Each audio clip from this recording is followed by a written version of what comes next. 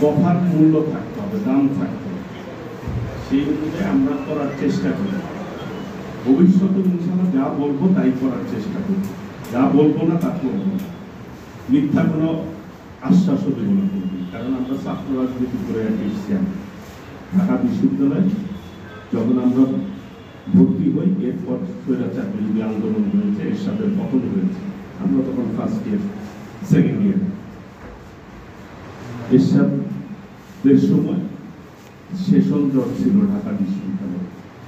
First year বলা হতো new first year, old first year, অর্থাৎ ফার্স্ট ইয়ারে দেখা যেত 2 বছর সময় লাগে।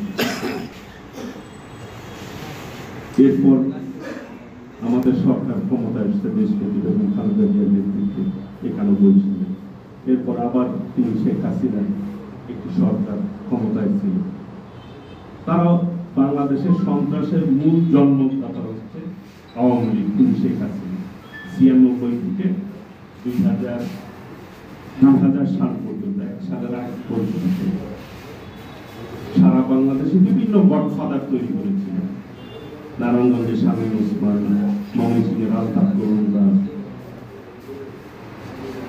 লক্ষ্মীপুরের তাহের, জয়নাল হাজারী, এই বাংলাদেশে বিভিন্ন, ঢাকা শহরের যে সন্ত্রাসী বাহিনী হাঙ্গাম লেখক, এইটাই যত সন্ত্রাসী আছে 96 থেকে 2001 সালের আগ পর্যন্ত।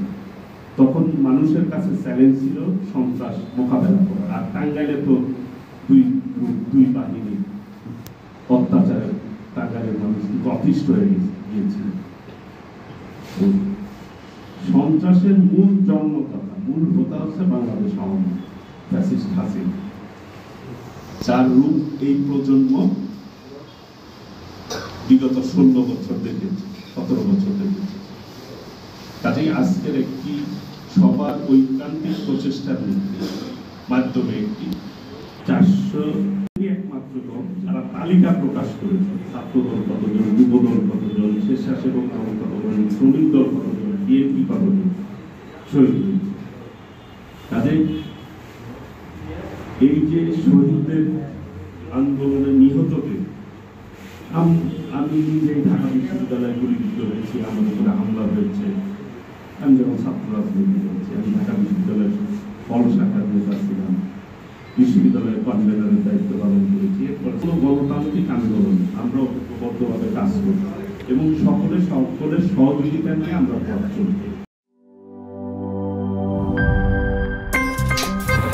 আমার একটা স্মার্ট সিদ্ধান্তে 25% গ্যাসের খরচ কমেছে। ভাবছেন কিভাবে?